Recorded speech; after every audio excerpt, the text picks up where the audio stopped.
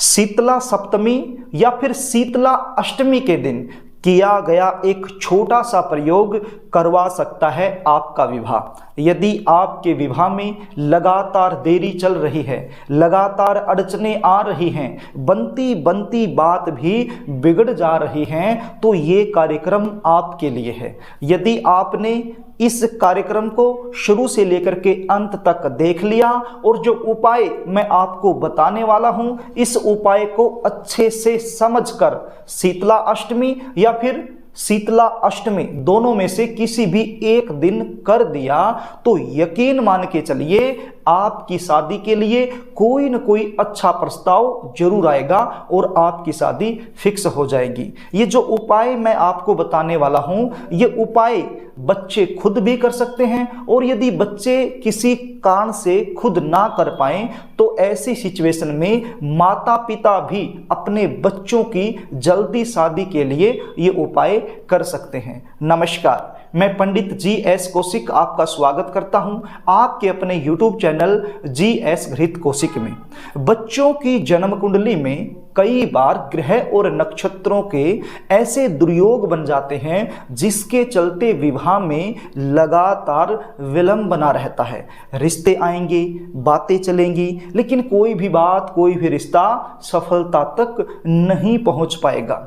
लड़की वालों को लड़का पसंद आ जाता है, लड़के वालों को लड़की पसंद आ जाती है, सारी बातें फाइनल हो जाती हैं, लेकिन अंत में जाकर के कोई ना कोई ऐसी बात निकल करके सामने आती है जिसके चलते रिश्ता टूट जाता है या फिर आपको अपने मन मुताबिक यानी कि अपने लेवल का रिश्ता नहीं मिल पा रहा है। रिश्ते तो बहुत आते होंगे लेकिन अनाब शनाब रिश्ते आ रहे होंगे, जो आपके लेवल के नहीं हैं वो रिश्ते आ रहे होंगे, और जो आपके लेवल का रिश्ता है वो फिक्स नहीं हो पा रहा होगा।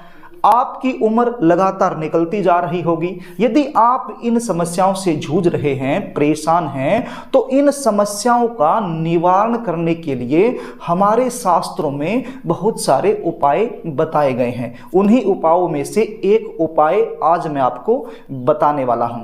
कार्यक्रम को आगे लेकर के चलूं, इससे पहले आपसे निवेदन करना चाहूंगा, यदि आप चैनल पर नए हैं और अभी तक आपने इस चैनल को सब्सक्राइब नहीं किया है तो विवाह से रिलेटेड सटीक जानकारी प्राप्त करने के लिए अभी इस चैनल को सब्सक्राइब कर लीजिए, बेल आइकन को भी प्रेस कर लीजिए ताकि हमारी आने वाली इसी प्रकार की नई वीडियो का नोटिफिकेशन आपको मिल सके और वो वीडियो आप आसानी से देख पाएं।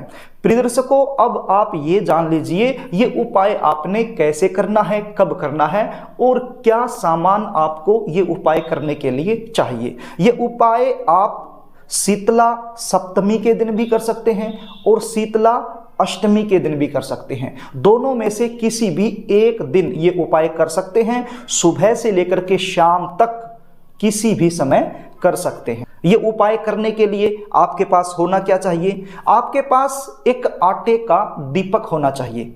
गेहूं का आटा आप ले लीजिए, उसको गूंथ लीजिए और गूंथ कर एक दीपक तैयार कर लीजिए।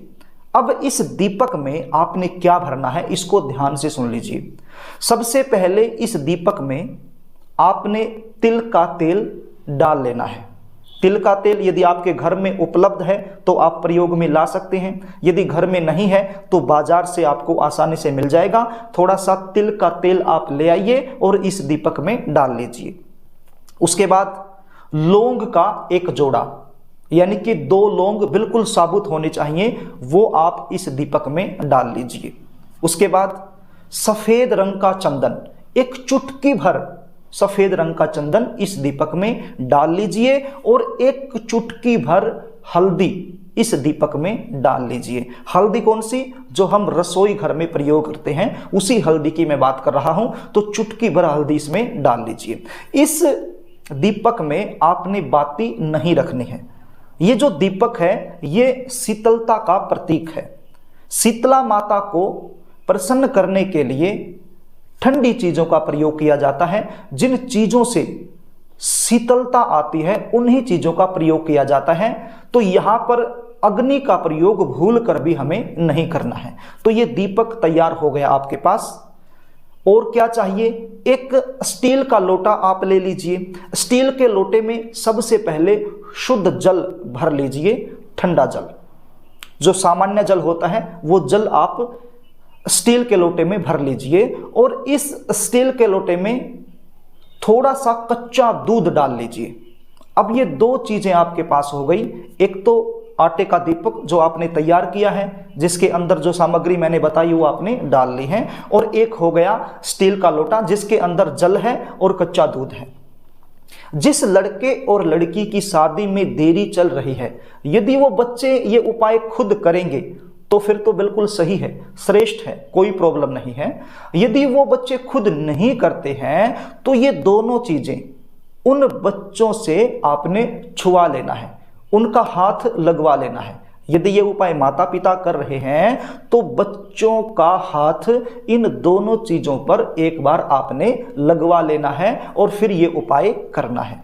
और यदि आपके बच्चे घर में नहीं रहते हैं, घर से बाहर रहते हैं, तो माता पिता फिर ये उपाय कैसे करेंगे, इसको भी ध्यान से सुन लीजिए।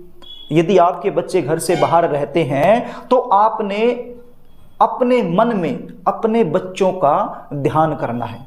यदि बेटे की शादी में देरी चल रही है, उसके लिए ये उपाय आप कर रहे हैं, तो अपने मन में अपने बेटे का ध्यान करना है। और यदि बेटी की शादी में देरी चल रही है तो मन ही मन में अपनी बेटी का ध्यान करना है और मन ही मन में ऐसा महसूस करना है कि आपके जो बच्चे हैं वो आपके पास ही हैं और ये जो उपाय आप करने वाली हैं या करने वाले हैं, इनका जो शुभ फल है वो आपके बच्चों को ही मिलने वाला है। यहां तक आपको समझ में आ गया होगा। अब आगे क्या करना है उसको भी ध्यान से सुन लीजिए। अब आपने जाना है नीम के पेड़ के नीचे। आपके आसपास नीम का पेड़ आसानी से मिल जाएगा, कहीं पर भी हो, पार्क में हो या इधर उधर कहीं भी हो, आप ढूंढ लेना। तो नीम के पेड़ के नीचे आपने चले जाना है। और यदि नीम के पेड़ के नीचे जाना संभव नहीं है तो फिर आपके आसपास यदि शीतला माता का मंदिर है तो फिर शीतला माता के मंदिर में आपने चले जाना है।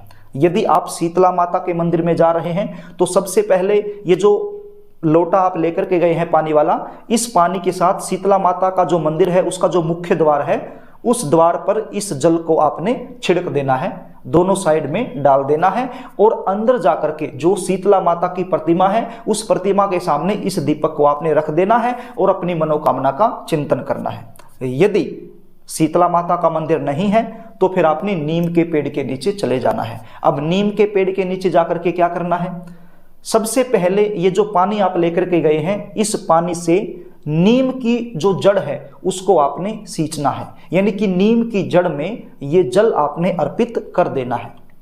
उसके बाद ये जो दीपक तैयार करके आप लेकर के गए हैं बिना बाती का, ये दीपक भी आपने नीम की जो जड़ है उसके पास रख देना है और अपनी मनोकामना का चिंतन करना है।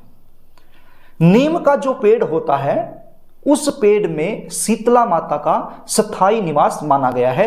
ये हमारे शास्त्रों में लिखा गया है, ये कोई मनगढ़ंत बातें नहीं हैं, ये शास्त्र सम्मत बातें हैं। हमारे शास्त्रों में लिखा गया है नीम के पेड़ में शीतला माता का निवास होता है। जब भी शीतला माता का कोई भी हम उपाय करते हैं तो उसमें नीम के पत्तों का प्रयोग किया जाता है। वो इसीलिए होता है क्योंकि नीम के अंदर शीतला माता का निवास होता है। तो नीम के पेड़ के नीचे ये उपाय यदि आप करते हैं और वहीं पर बैठ करके 1 मिनट के लिए या फिर 30 सेकंड के लिए अपनी मनोकामना का चिंतन कर लेते हैं तो शीतला माता की जो विशेष कृपा है उसके पात्र आप बन जाते हैं। शीतला माता आपकी जो मनोकामना है उसको जरूर पूर्ण करती है। तो प्रिय दर्शकों, मैंने दोनों ही तरीके आपको बता दिए हैं। या तो आप शीतला माता के मंदिर में जाकर के ये उपाय कर दीजिए या फिर नीम के पेड़ के नीचे जाकर ये उपाय कर दीजिए। बस इतना सा प्रयोग आपने करना है। ये प्रयोग आप 2 दिन में से किसी भी एक दिन कर सकते हैं, या तो शीतला सप्तमी के दिन या फिर शीतला अष्टमी के दिन। यदि ये प्रयोग आप करते हैं तो निश्चित मान के चलिए आपकी जो मनोकामना है वो अवश्य ही शीतला माता पूर्ण करेगी। यदि आप अपने बच्चों की जन्म कुंडली का विश्लेषण मुझसे करवाना चाहते हैं, बच्चों की शादी में लगातार जो देरी चल रही है उसका मुख्य कारण क्या है, ये आप मुझसे जानना चाहते हैं, कौन से ग्रह की वजह से शादी में विलंब चल रहा है और उस ग्रह को शांत करने का विशेष उपाय क्या बनता है, ये आप मुझसे जानना चाहते हैं, तो स्क्रीन पर दिए गए व्हाट्सएप नंबर पर आप अपनी समस्या टाइप करके भेज सकते हैं या फिर अपने बच्चों की जन्म डिटेल लिखकर मेरे पास भेज सकते हैं और अपने बच्चों की जन्म कुंडली का सटीक विश्लेषण मुझसे करवा सकते हैं। जन्म कुंडली विश्लेषण की हमारी फीस होती है, वो फीस आपको पे करनी होती है। उसके बाद आपको आपके बच्चों की जन्म कुंडली के आधार पर जो भी सटीक जानकारी होती है वो दी जाती है।